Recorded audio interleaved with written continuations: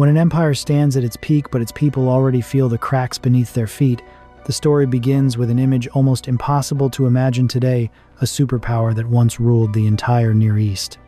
In its prime, the Neo-Assyrian Empire seemed immovable, as if its walls were cast from the bones of mountains and its armies carved from iron. For centuries, neighboring kingdoms whispered its name with trembling respect. Merchants, travelers, even kings spoke of Assyria as if it were a force of nature rather than a nation. And yet the paradox is haunting. When the end finally came, it did not arrive with the slow decay one expects from a giant. Instead, it came with the speed of a desert storm, tearing through everything in its path. The fall was so sudden that generations later, historians still ask the same question. How could an empire that made the world tremble collapse in only 3 days? What could possibly hollow out a kingdom strong enough to shape the ancient world? To understand that, we must begin with Nineveh, its heart, its pride, its glittering jewel. Nineveh was more than a capital. It was a symbol of everything Assyria believed about itself: power, permanence, divine favor. Towering walls, grand gates, polished by countless hands, gardens fed by mighty canals, palaces that echoed with music and the rustle of silk. For those who walked its streets, it felt eternal. But under that shining surface, fractures had already begun to spread. The empire was struggling even if its rulers refused to acknowledge it. A severe drought had stretched across the region for decades, some say nearly 60 years, weakening the fields and drying up the rivers that once fed life into its farmlands. Harvests shrank, markets grew tense, and the people who once praised their kings now whispered concerns behind closed doors. To keep the military machine running, taxes climbed higher and higher. Families handed over grain meant for winter. Farmers struggled to keep their land. Traders felt the weight of levies on their caravans. The empire that had promised security now demanded sacrifices that left its own citizens exhausted and resentful. Beyond the borders, rebellion simmered in the provinces. Tribal leaders who once bowed to Assyria now tested its limits. Without enough resources to reinforce every frontier, the empire stretched itself thinner with every passing season. The administration, once sharp and organized, began to feel the strain. Messages were delayed, orders misinterpreted, and rival officials argued over decisions that once would have been clear. Even inside the palace, unease was spreading. King Sin-shar-ishkun, the ruler of Assyria during its final days, inherited a kingdom carrying centuries of both glory and burden. He faced a storm of crises rising faster than any army. Still, he did what countless rulers before him had done. He believed the empire could endure through sheer will. He believed Nineveh could withstand anything. Around him, his commanders tried to maintain confidence. Their armor shined under the palace torches, their voices steady, as they reported the growing threats outside the walls. But when they stepped into the corridors alone, their expressions told another story. They knew enemy forces were gathering. They knew the drought had weakened their people. They knew the empire they loved was showing signs of fatigue. And then there were the citizens of Nineveh, the families, the craftsmen, the soldiers standing watch on the battlements. Many were proud, unwilling to imagine anything could threaten the city they called home. But late at night, when the winds carried the distant sound of unrest, even the bravest wondered how long their strength could hold. This was the Assyria that stood on the edge, powerful on the outside, fragile within. A giant whose heartbeat was still strong, but whose foundations had already begun to shift. And in the days to come, those cracks would widen, and the world would never be the same. The cracks had begun to spread, and soon the enemies of Assyria would sense them. While Nineveh tried to steady itself against the silent storms within, a far more visible threat was marching toward its gates. To the south and northeast, two rising powers had finally awakened: Babylon and the Medes. And for the first time in generations, they were united under a single purpose: to bring the Neo-Assyrian Empire to its knees. The leader of Babylon, Nabopolassar, was a man forged by years of resistance. His people had lived under Assyrian dominance, and he knew the cost that came with it: heavy tribute, broken revolts, and constant surveillance. Standing beside him was Cyaxares of the Medes, a ruler known for discipline and fierce loyalty among his warriors. Together they formed a partnership that carried both strategy and determination. It was a coalition built not on fear, but on the promise of liberation. Their armies moved with a confidence that came only from shared pain and shared ambition. As they crossed the plains and valleys on their way to Nineveh, the earth trembled beneath thousands of marching feet. Dust spiraled behind columns of soldiers. Armor clattered in an unbroken rhythm. Drums thudded like distant thunder. For the Assyrian towns along the way, the sight was overwhelming. Some families gathered what little they had and fled toward Nineveh. Others hid inside their homes, listening to the rumble of armies passing by. The empire that once inspired dread now tasted its own fear. When messengers reached Nineveh with stories of Babylonian and Median troops advancing in unison, the tension inside the great city grew sharper. By the time the coalition arrived at the outskirts of Nineveh, there was no doubt the ancient capital would be surrounded. The siege began with frightening efficiency. Nabopolassar and Cyaxares did not waste time. Their forces built earthworks and defensive lines closing in like tightening ropes around the city. Supply routes were severed. Caravans attempting to reach Nineveh were intercepted. The coalition positioned their troops so precisely that every movement inside the walls felt watched. Inside Nineveh, Assyrian commanders did everything they could to fortify the defenses. They positioned archers along the ramparts and reinforced weak points along the perimeter. But there was one problem: no strategy could mask. They did not have enough soldiers. Years of constant warfare had drained the empire's manpower. The once unstoppable Assyrian army was now spread thin across several distant fronts, and many reinforcements simply could not return in time. As the days passed, a heavy stillness settled over the city. Families gathered in their homes, whispering about the armies outside. Firelight flickered across uneasy faces. Markets once crowded and lively grew quieter. Even the royal court sensed the shift. Advisors argued, generals disagreed, and factions within the palace struggled to decide whether to strike back or hold the walls at all costs. The belief that Assyria was invincible, the belief that had shaped generations, now trembled. Some citizens clung to hope, insisting Nineveh had survived threats before. Others admitted quietly that things felt different this time. They had heard of the drought, the rebellions, the lost battles. They had felt the change in the air long before any siege engine rolled into view. Even the soldiers sensed it. Standing atop the ramparts, they watched the Babylonian and Median camps glow with torchlight across the dark fields. They could hear distant voices, the clang of metal, the beat of war drums. It was a sound that crept into the heart and whispered, "This time, the enemy is not afraid." For Nineveh, this was the moment the gate of fate began to open. A moment when the empire finally realized the threat before it was not temporary. It was the beginning of something far greater, something that would reshape the destiny of a world that had once bowed at its feet. And as the ring of siege tightened around Nineveh, the 3 days that would decide the empire's fate finally arrived. The dawn of the first day broke through a sky thick with smoke and dust. For a moment, Nineveh stood in silence, an uneasy calm that felt like the pause before a thunderstorm. Then the sound came.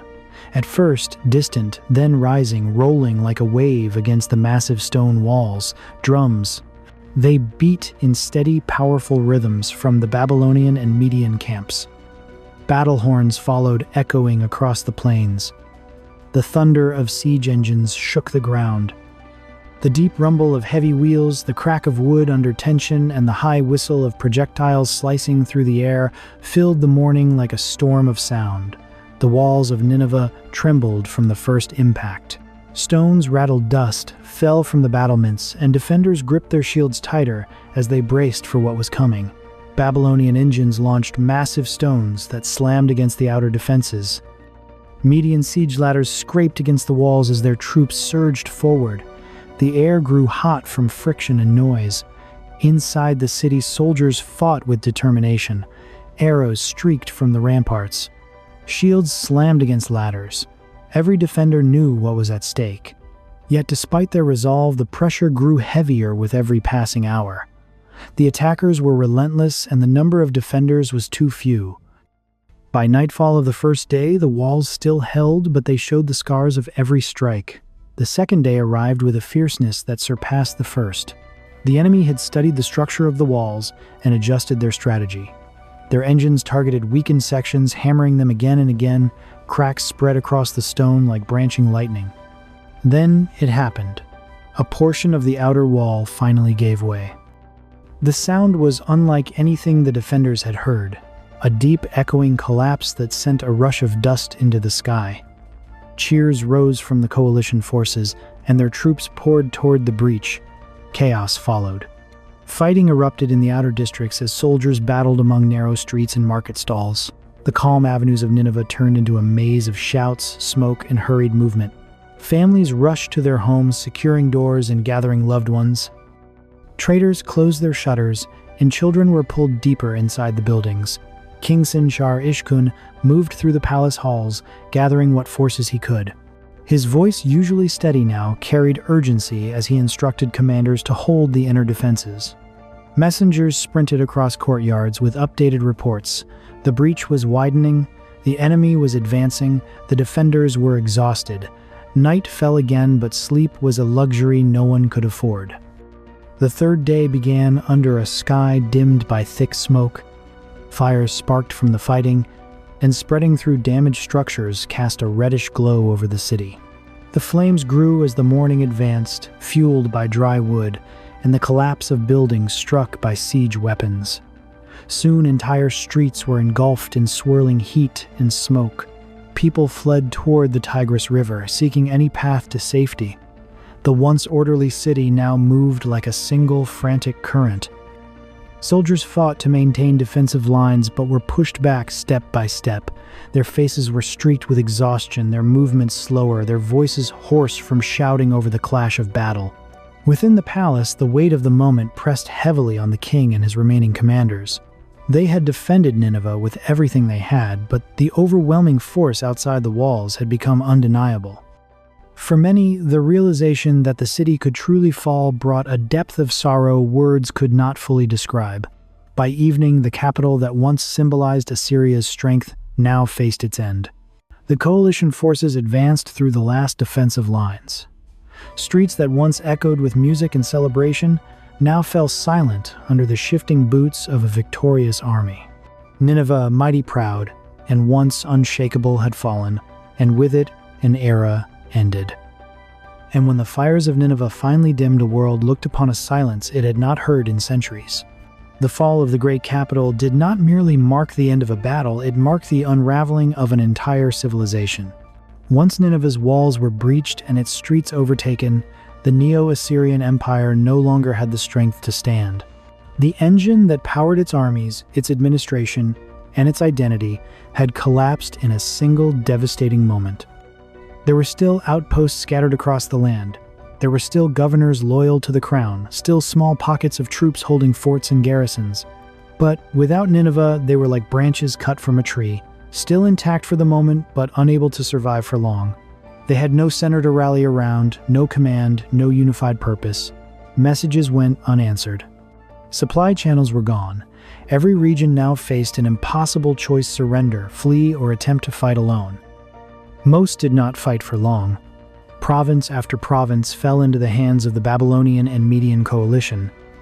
Towns that once displayed the winged symbol of Assyria now raised different banners.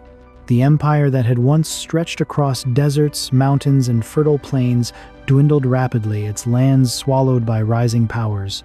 Nothing remained strong enough to resist. And so, within a short span of time, the Neo-Assyrian Empire, one of the greatest powers the ancient world had ever known, vanished from the political map. The consequences were enormous. With Assyria gone, the balance of power across the Near East shifted almost overnight. Babylon emerged as the dominant force, stepping into a role it had not held for centuries. Its scholars, builders, and rulers would soon usher in a new era, one filled with achievements that later generations would admire, from grand architecture to advancements in science and literature. The Medes also rose in influence, controlling vast lands that Assyria once governed. Their partnership with Babylon created a new order, one where Assyria's legacy lived only as memory and caution. But perhaps the most profound consequence was not political at all. It was the lesson left behind by an empire that had seemed unbreakable. History would later show that Assyria's downfall was not caused by a single enemy or a single battle. It was the culmination of many forces converging at once, forces that often go ignored until it is too late. The long drought that weakened agriculture, the heavy taxes that burdened families, the rebellions that fractured unity, the political rivalries inside the palace, the belief that no enemy could threaten them. Assyria's greatness had become its blindfold, and in that blindfold it missed the signs that its foundations were weakening. Future civilizations would look back at Assyria and find a warning written clearly across its rise and fall. No empire, no matter how mighty, can endure without the support of its people. No system can survive if it ignores the changing world around it, whether those changes come from climate economy or shifting alliances. And no kingdom can claim immortality when its own citizens no longer believe in its strength. Time continued to move, carrying the memory of Nineveh forward into new generations. Travelers who passed through the region centuries later saw only remains, broken stones, fragments of once grand carvings, pieces of walls scattered like old echoes. The mighty capital had turned into a quiet landscape where the wind whispered through ruins instead of banners. And as civilizations rose after Assyria, many found themselves wondering the same thing. How could something so powerful disappear so completely? Nineveh's ruins stand today not merely as reminders of a fallen empire, but as reflections, truth that reaches across time. Power fades, cities crumble. Even the greatest nations must listen to the world around them, or risk being carried away by its tides. History moves forward, but it never forgets. And as the echoes of Assyria's fall faded into the quiet of history, the world stepped into a new age, one built on the lessons left behind by its collapse. When we look back on the final days of Nineveh and the disappearance of the Neo-Assyrian Empire, the story becomes more than a historical sequence. It becomes a reflection, one that reveals how many forces must converge for a superpower to fall. The siege, the fires, and the sudden defeat were simply the final chapters. The collapse itself was written long before the walls crumbled. The droughts that weakened the farmland, the heavy taxes that drained the spirit of its people, the rebellions that chipped away at unity, the political struggles inside the palace, the rising power of enemies who had been underestimated. Each factor played its part, weaving together a history that could not be escaped. When the end came, it was not the loud destruction that defined Assyria's fall, it was the quiet truth that the empire had ignored the signs for too long. Civilizations rarely collapse in a single moment. They erode slowly, often invisibly. And when the breaking point arrives, it feels sudden only because the deeper fractures remained unseen until it was too late. Nineveh's ruins scattered across the landscape remind us of this fragility. Places that once echoed with the footsteps of rulers, generals, scholars, and everyday families now stand silent, touched only by wind and time. The stones do not shout. They whisper softly, patiently asking those who visit to remember what once was and what was lost. There is a deeply human message in Assyria's downfall. No matter how mighty a culture may be, no matter how impressive its achievements, every civilization is built on the shoulders of ordinary people. If their trust fades, if their voices go unheard, if their well-being is ignored, the foundation weakens. And even the greatest power cannot stand without them. Assyria teaches us that strength alone is not enough. A kingdom needs wisdom. It needs unity. It needs leaders who listen, citizens who feel valued, and systems flexible enough to adapt to change. Without these, even the tallest walls will crumble. And so as we reflect on this ancient empire, it invites us to think about a broader question, one that stretches far beyond Nineveh, beyond Babylon, beyond the entire ancient world.